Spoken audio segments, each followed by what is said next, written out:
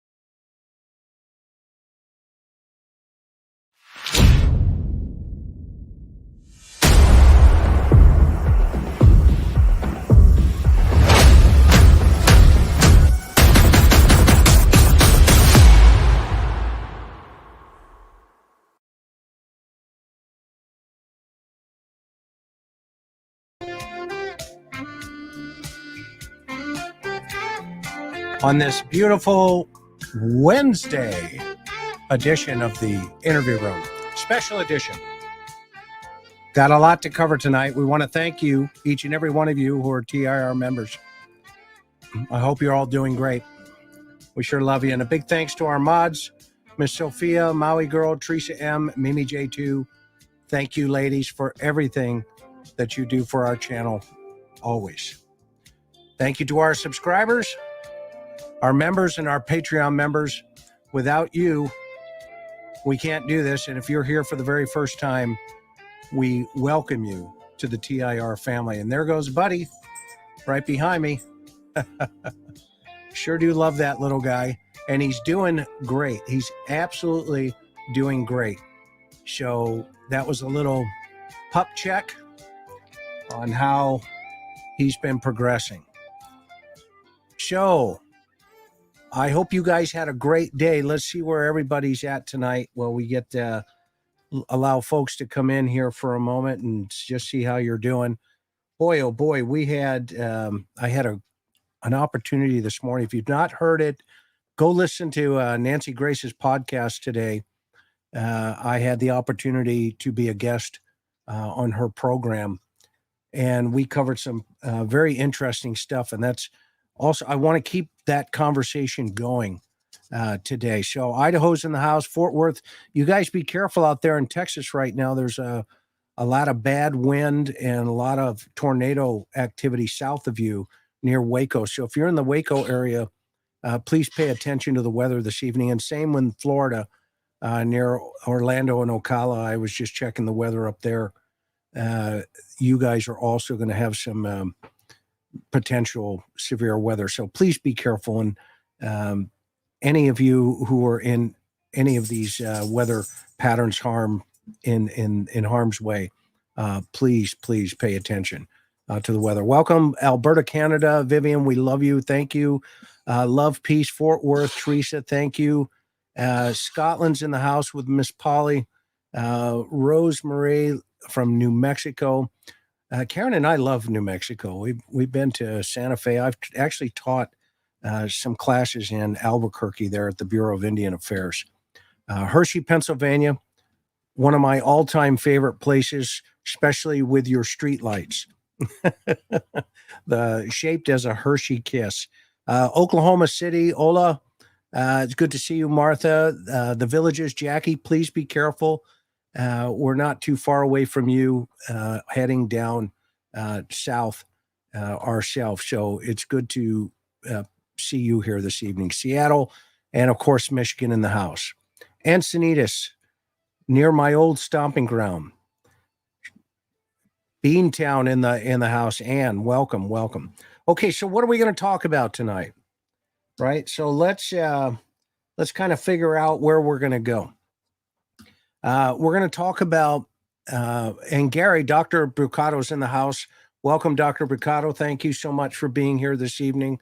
And if at any time you want to come up on panel, just let me know. I'll send you the link.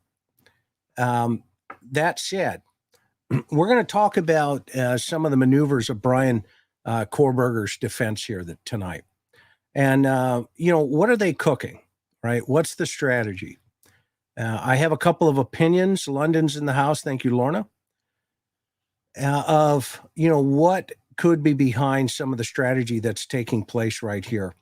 And if we think about what's ahead for the prelim, the strategy has already started to produce itself pretty clearly. And as you guys remember, my feeling was early on that when you don't have a case, then of course, you start picking apart the investigators and or the investigation and or the evidence. And what I mean by the evidence is the processing of that evidence, how it was picked up, how it was collected, how it was bagged and tagged, as we used to say. And then, of course, how it was processed. And the goal was always there to, discredit any of that process and as a whole. And during obviously one of the most famous trials where Barry Scheck and F. Lee Bailey and Shapiro and Johnny Cochran, tore apart LAPD, was through the evidence collection process. And of course, we know the result of that situation. So in this one, though, I find it really interesting that have two of these motions that have been filed. One of them obviously was the Brady evidence, which is evidence that could be exculpatory and produced to the defense that could say, hey, there's a problem that could exonerate your client. And that was brought up initially by the prosecution. And then, of course, the defense jumped on that and made it a big news deal that, look, there's got to be something behind the scenes here. So you guys take a look at it, but we're not saying anything, right? And in this one, though, now we have the two surviving roommates, Dylan Mortensen and, of course, Bethany Funke.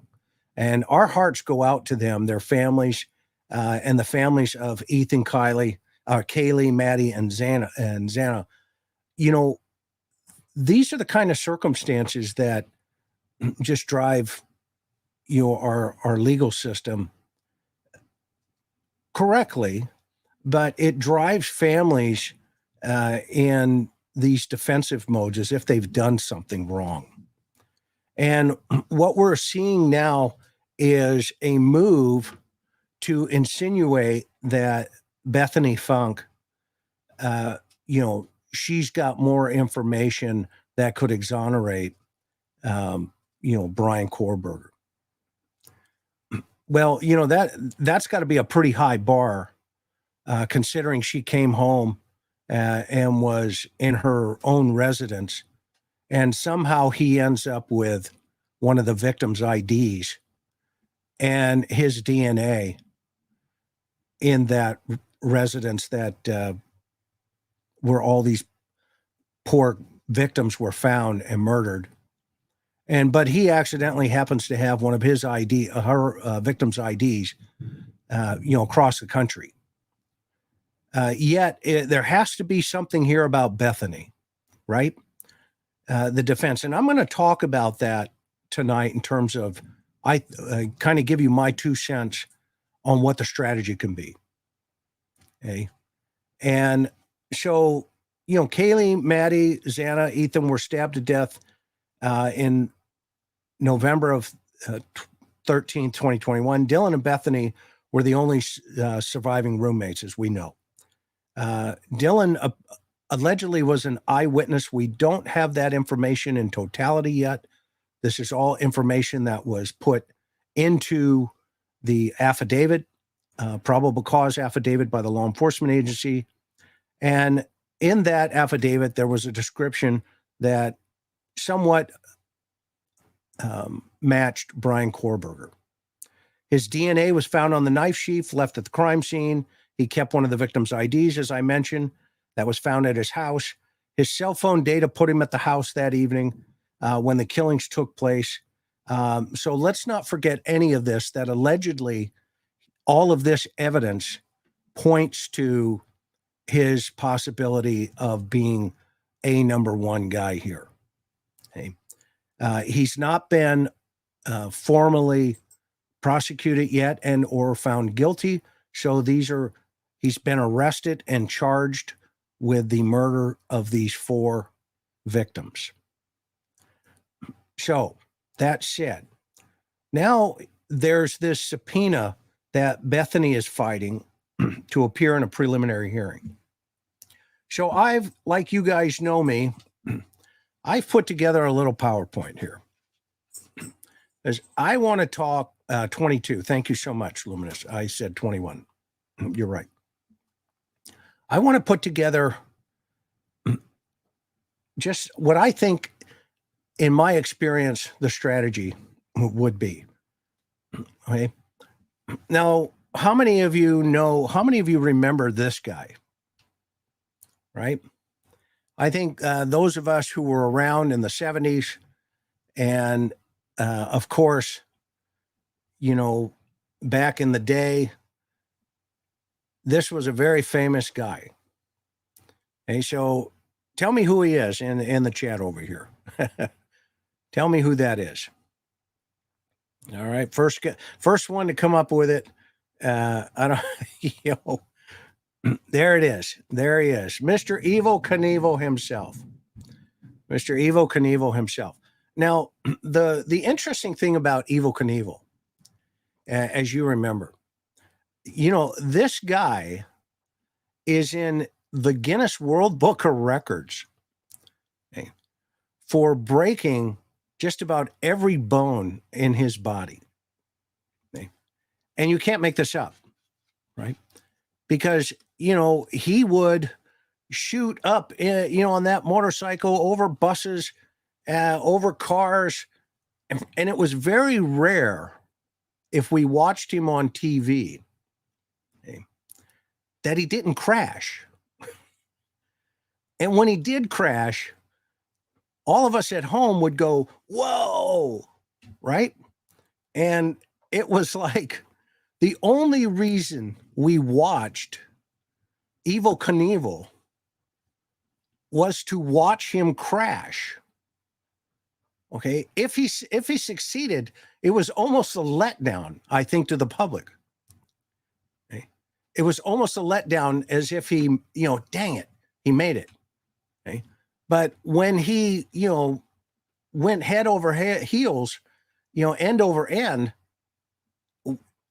Mattel made doggone toys out of him. Okay? Well, I think that's the risk that the defense is taking right now, in my opinion, is equal to the risk that Evel Knievel would take. They think through it, okay? And all of a sudden, okay, they would just launch, and they've launched a new one now.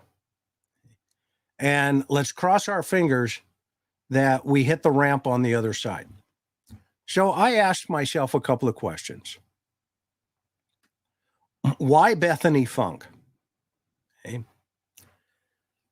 This is just a preliminary hearing. This is not a trial. A preliminary hearing is just to get enough evidence before a judge to bind the case over and the defendant over into a trial in front of his peers and a jury. Let me tell you how low the bar is with preliminary hearings in California. There is a proposition on the books. It's called Proposition 115. And what 115 is in California, and I'm using probably the most relaxed state in the United States when it comes to having the ability to testify in a preliminary hearing. Well, what 115 does, and when I was an active homicide detective in terms of with my agency, we could call the witnesses up and or read their reports call them up and verify that their information was accurate. And the district attorney would then put you on the stand to testify on behalf of that witness who was not present in that courtroom. Okay? And anybody can go look it up. It's Proposition 115, and it is still in place today. In fact, I had a testimony, or I had a subpoena recently to go back to San Diego to testify on an old murder that I worked. And the district attorney investigator called me and said, "Hey, I can 115 your testimony, blah, blah, blah." And they did. Okay. So now we have to ask ourselves, okay, well, Idaho doesn't have 115, and the district attorney can choose whether or not they want to put certain witnesses on the stand just to lay a prima facie, case down, i.e. a foundation, to bind it over and send it to the court, right? Send it to a superior court and a jury trial. So there's more behind this. Okay? There's more behind this. So here we have a young witness, survivor, two of them, and one of them's being challenged to come back to the state of Idaho by the defense, okay, to face BK in the courtroom as part of their strategy. Now, that is a really interesting strategy. And I believe this is an attempt to create a public narrative about Bryan Kohberger before all the evidence comes out, and to work around the gag order. Because what this does and what it's doing is creating a narrative that there's something mysterious about Bethany and Bryan. Let's not forget that Bryan Kohberger is a mass murderer, and he is loving this strategy. And if you hear that, that is thunder and lightning overhead. Okay. So I started looking into the defense investigators, and I want to share with you some of my thoughts on that. First of all, these are very experienced. I looked at the affidavit. They're very experienced former law enforcement guys. One of them even used to work for the Riverside District Attorney's Office in Southern California. And they're doing a job that they're getting paid to do. They're retained by the defense to basically find problems and or create the illusion of problems. That's what they're to do. So I started looking into them. The name of their company is Integrity Investigations. Great company, great guys, highly respectable. But I want to read for you what their strategies are. And this is from their own websites, and you can go see it for yourself. Number one, an independent, and I'm going to read these paragraphs.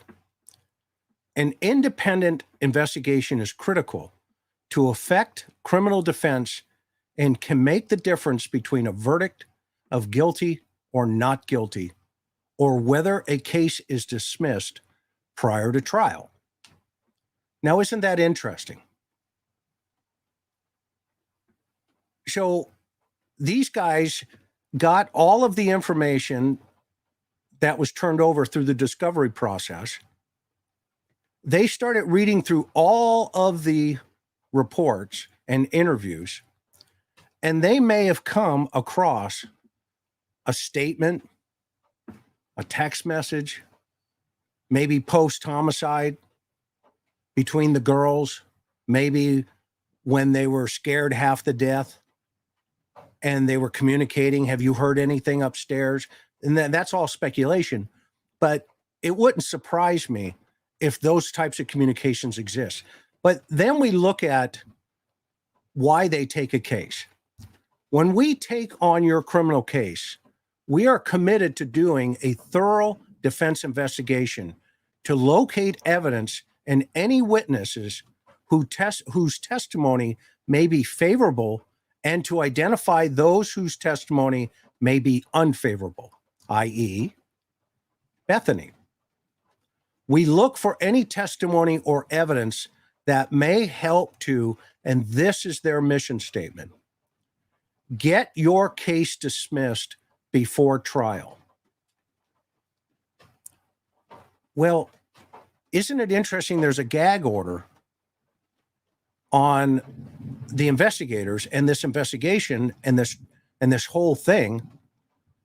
Yet now you have a defense investigator writing an affidavit and creating this conversation about one of the surviving girls in that house that evening. And look at bullet point number 2. Prove your claims at trial, i.e., they know they could wait. Disprove the prosecution's claims at trial. Corroborate our witnesses and evidence. And here's the most, I think, is the whole reason this conversation's taking place in the court of public opinion, is impeach the state witnesses or evidence. That's their goal. This is right from their company website. These are the defense investigators for the defense. So how do you impeach a witness and try to get your case dismissed before trial? Pull stunts like this. Take a person who was in that house and somehow bring that person to the court of public opinion, so that the Daily Mail, every other media agency in the United States and the world starts talking about it. And immediately that starts waving a red flag about 2 surviving girls who were not slaughtered by potentially their client. That's called moving the ball. Well, I want to bring that ball back to where it should be. This is where when you shoot that ball, it hits this net right now. Because there is evidence currently, there is evidence currently that puts him in the neighborhood, puts his car in the neighborhood, video evidence, puts his DNA on an item of evidence in the house, puts a victim's ID in his house, and the list goes on and on and on. However, if you're a smart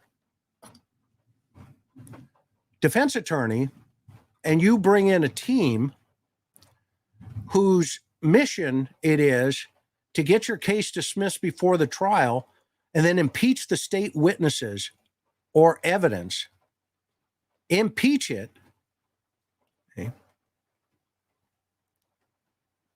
well, that's what our system's about. However, the great thing about the First Amendment is don't be fooled by these rules and these tactics. Do not be swayed until the trial And the evidence is shown in that trial. So it's their job to discredit a witness. There's no question about that. But it's not something that can't wait under these circumstances. And this is why, because there's a gag order, you'll notice there's been 2 motions that have started a conversation about this guy, as if there's something else out there.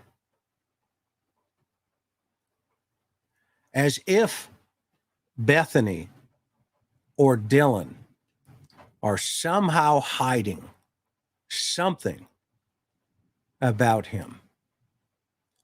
I would submit to you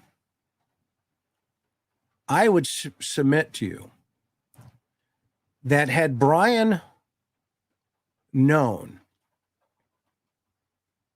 that these 2 women potentially had seen him and or were in there in totality, I am surprised they are still alive. These victims who were slaughtered, Kaylee, Maddie, Xana, and Ethan, did not have that luxury. And it's the defense's job to somehow move that ball back to victim blaming. Well, that's what's happening here. These young ladies, young women, did not choose to have Bryan Kohberger in their apartment that dreadful evening. They did not choose to do that. Okay. The defense is saying, look, it's over here. And I would submit to you, it's actually over here.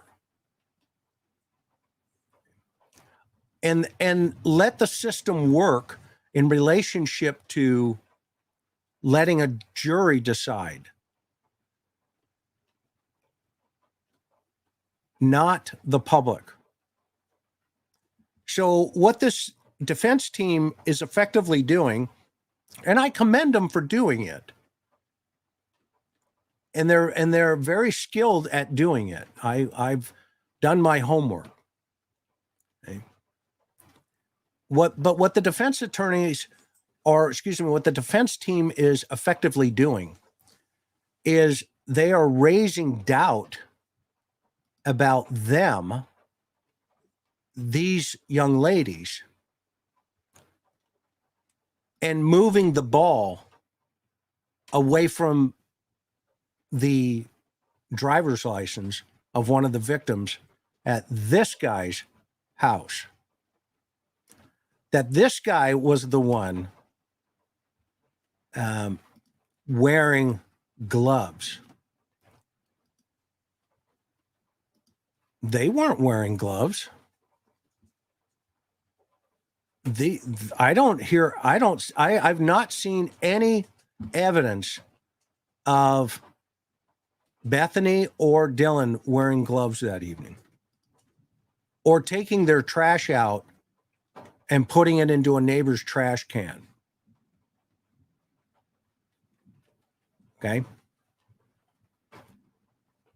Okay, if it's not a fact, then maybe we can, and I want to answer this real fast. I saw somebody put up, okay, sweet and salty.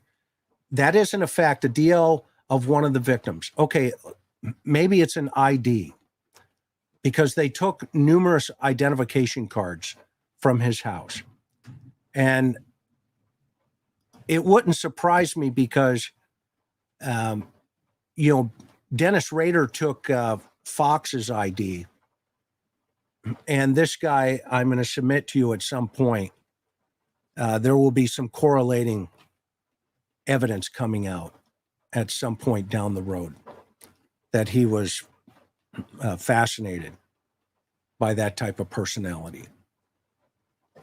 So the defense is saying, look over here, evident of the fact that we just had somebody put up, an idea that said, well, he didn't have her IDs. Okay, well, how do you know? Seriously, how do you know?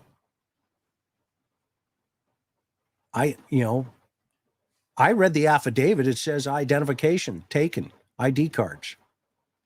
I hope you've read the application or the affidavit. And that's why it's important for this to go to trial. Okay.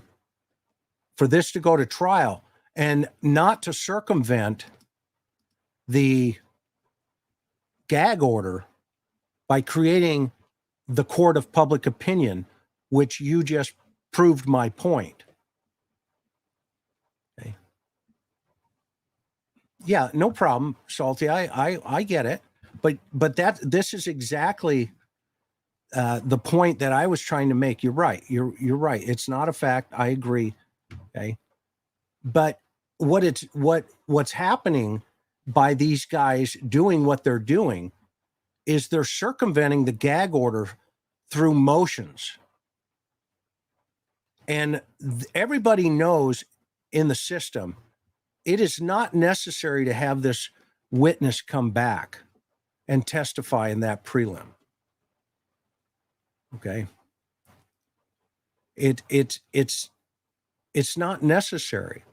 So what is the purpose of this? Well, I can only go by what they have on their website.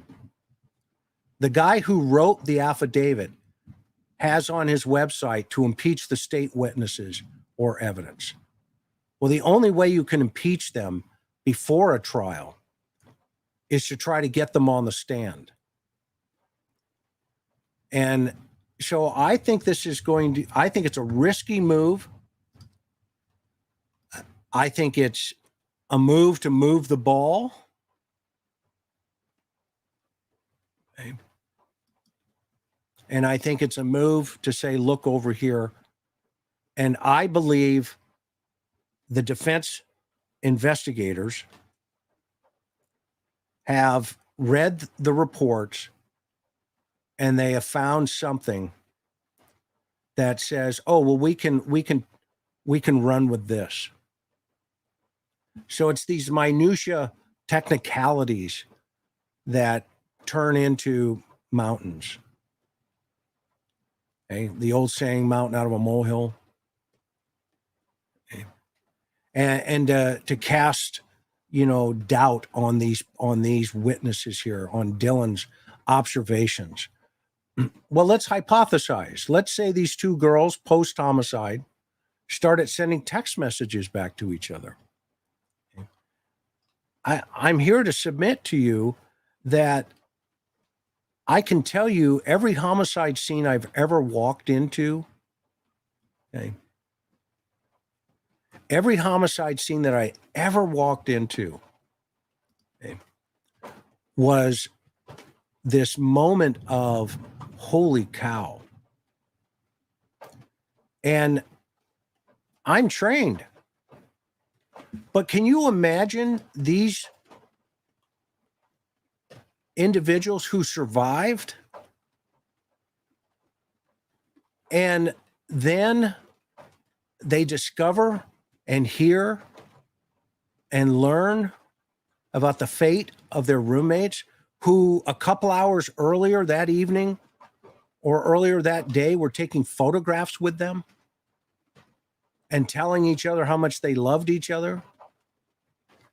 And maybe they did say, things in text messages or the first statements that were initially taken. I can't tell you how many times I've taken statements from witnesses and they were in shock.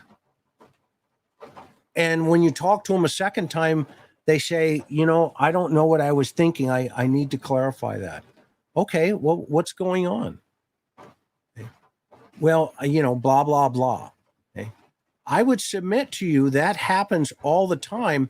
And what the defense is doing right now is very risky Because if it backfires, then that impacts their client.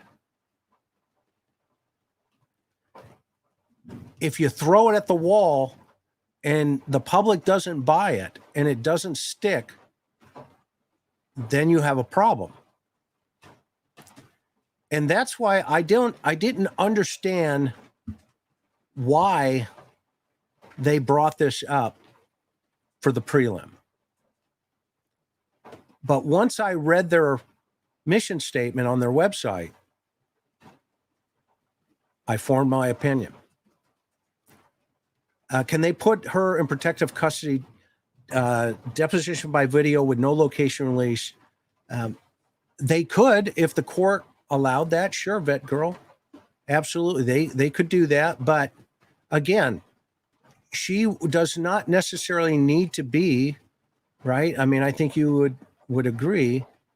I don't know if she's needed. Why is Bethany needed? Yeah, she may have relevant information. Of course she is. She was there that night. But it's not Bethany who said, I saw him. That is Dylan, who gave a description. And so this is kind of just a shot at the other witness who was in the house, that I'm supposing it's going to be some type of digital and or statement that was made on their accounts, communicating with their friends and all that information that night. So I don't know, why they would do that, to be honest with you. I really don't, other than what, again, I showed you here, what their motive is. What's their MO? How do they do things? Well, this is how they do it. They're very skilled and they're very experienced, former LE guys. I don't have anything bad to say about them. They're getting paid to do a job. They're doing their job. They're writing affidavits, and those affidavits are getting exposed into the court of public opinion. And I find that ironic that there's a gag order that, the court has put in.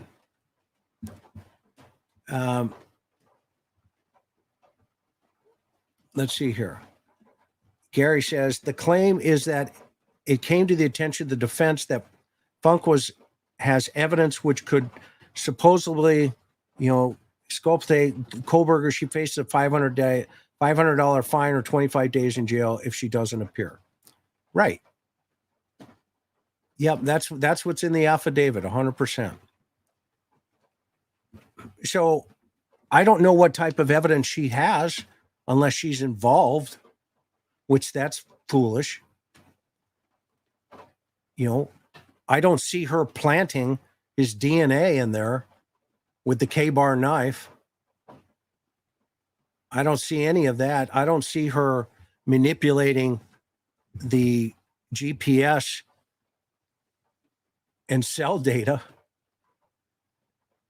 and, coordinating, his, let's get the video.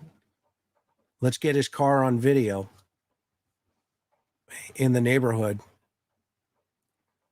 So, yeah, it's been denied adamantly, Dr. Gary says here. Okay. Yeah, she's standing up. She's saying, hey, I'm in Washoe County, Nevada, and I'll come to the trial, but I don't want to face him in the prelim. That's, it's not necessary. And that is what her attorney is arguing. Okay. So hopefully the judge will also see, and the judge signed it, by the way, but I think the judge needs to take another look that these guys are circumventing her gag order through these motions. Okay. I find that really interesting. So what do you guys think? I'm going to go down here. I'm going to put this one up because I love this picture here. Remember when Evil launched himself over the canyon? This was a photograph of that launch. You can't make this up. So I really do believe they've just strapped themselves in this rocket with Evel Knievel. And what they're doing is they're going to press every button that will ignite this rocket. And that rocket, they're hoping the Snake River, exactly, Snake River Canyon. They're hoping that rocket somehow lands towards these girls and not their client. You know what I mean? Isn't that interesting? That we're in a time. Hopefully, the whatever the DA is trying to figure out, they'll figure out those options. So they're trying, and isn't it fascinating when, remember, every behavior has a purpose. So they're trying to just, I love this one. Ann says they're going to scorch the earth. Right. That's what they're trying to do. And, well, she can't do this, Anna, because that would then taint her testimony. Now, when she's on the stand, she could ask, for a refresher. But typically, it won't be until she's on the stand. And that's why what they're trying to do, in my opinion, is follow their playbook. And here's their playbook. Okay. Get the case dismissed before trial, prove the defense claims, a la Barry Morphew, disprove the prosecution's claims, corroborate our witnesses, i.e. theirs, and their evidence, and impeach the state witnesses. So they've agreed, Karen's just handed me a note that the news media is reporting that in this hour that Bethany and her attorney have agreed to be interviewed by the defense. This has not been verified by us at this time. Karen just handed me this note saying that. Does anybody have? Okay, yes, right there. Suzanne saying the same thing. Yep. So maybe this was a stunt after all, to just get a meeting with her. If I was the attorney, Bethany's attorney, I would say, I'll testify in the trial on that one. No comment. And it will be used against her. Again, now these two poor survivors are going to get, we used to call fonged. Remember Barry Scheck? What about that, Mr. Fong? I think it's just a terrible move, in my opinion. Whenever you take on witnesses before, and yeah, they can plead the fifth, but here's what's going to happen. When they get on the stand, the defense is going to say, well, isn't it true we had an opportunity to talk to you, but you chose not to speak with us? And they're going to look over at the jury. All they want to do is plant this seed of impeachment. This is their playbook right here. This is the playbook for this defense investigator team. And so forget the fact that there are 4 dead victims inside of that house. They got together as a defense team and strategized, how do we create the weakest links here and throw shade against the two surviving victims? And that's why I'm thinking to go at them this early in the court of public opinion, I believe is going to backfire. It's a smart move by them, but it's going to backfire because juries do not like it when you go after innocent victims like these two college students. I've been in a lot of trials, and juries do not like it before the big trial.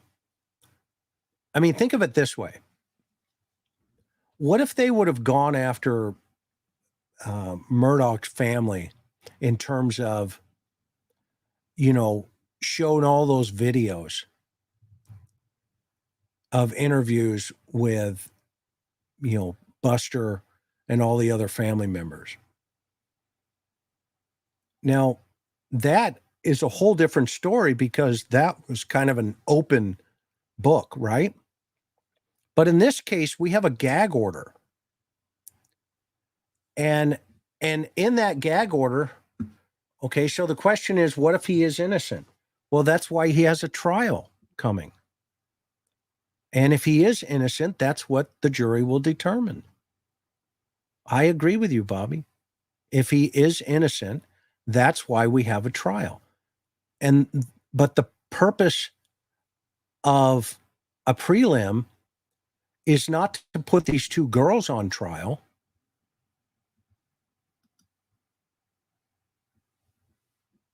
The prelim is going to be really short. They're going to put the evidence, the DNA evidence on probably, and say, with a surety, tell us the numbers. Well, that's the guy. Okay. And then they're going to put the case agents on.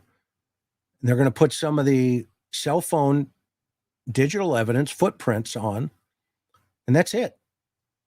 All units cleared, as we used to say, KUI 649-10-8. All units clear. But when the defense wants to say, well, I want the two witnesses, specifically the one that was sleeping, I want this person on the stand in the prelim. I don't know. I'm not an attorney, but I've been around a couple of weekends around some really smart attorneys, and I think that is a move Evel Knievel would make. I believe that Evel would take that chance to go over the Snake River in a rocket car just because. And we'll see. We'll see how it's going to work out. I'm here to tell you, those girls, they need counseling if they haven't already been. I mean, those poor, I can't even comprehend what they experienced that morning. Specifically after spending the whole day with their friends and then, seeing their friends slaughtered that day. I cannot imagine what that would have been like for them. I can tell you, though, based on what we're just learning about Bethany, is she does not want to get in front of this guy yet. Okay. It's very sad. It's a kamikaze move, right, Tamara? Yeah, I agree. Heather says, I can't imagine. Sweet Caroline, I agree. Let's see here. The original, I think the defense subpoena, is absolutely ridiculous. The grub truck gets to us. Yes. Thank you, Sweet and Salt. Thanks for pointing that back out to us. It does. Every time we see that, we think, holy cow. Holy cow. You know, survivor's guilt. Oh my gosh, Lauren, what a great point. What a great point. What are they going through? What are they going through? Like a bad dream over and over again. Heather.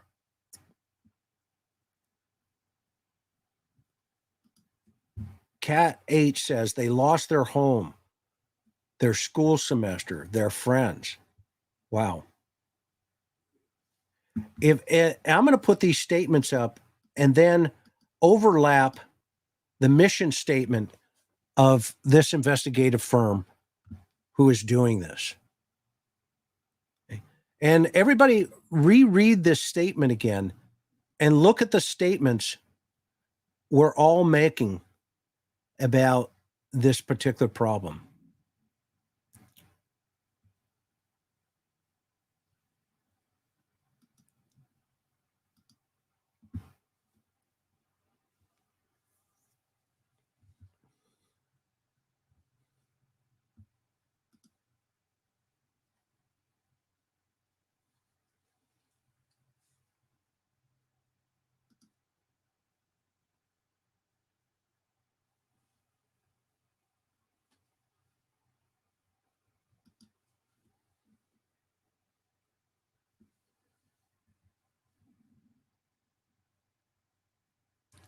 These girls are surviving victim. This guy is in custody from probable cause to arrest him and lock him up until he gets a fair and impartial trial. These girls are not on trial. They are not on trial. Let's not forget that. And let's keep them in our prayers as they go through the challenges that they're going through. I will see you Sunday. I have a great show. We're going to talk about behind the scenes at the Boston Marathon bombing. I've got one of the FBI agents who did the interviews. And this guy, you're not going to want to miss what he's got to say. God bless each and every one of you tonight. Have a good evening. I'll see you Sunday night.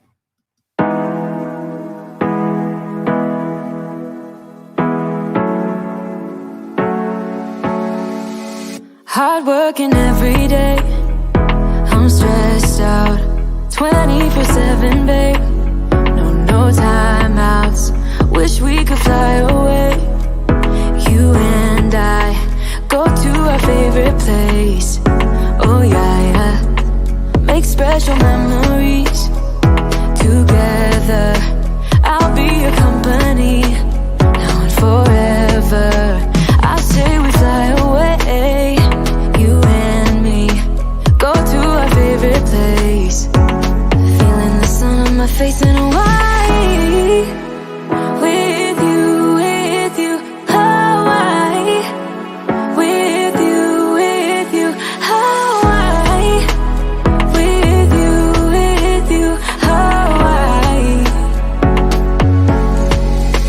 I need a summer breeze, some fresh air to put my mind at ease.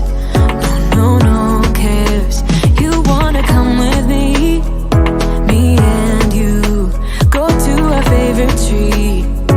Are you ready now? We jump on a plane now. We're taking away. Yeah, we're taking away. Don't hesitate now.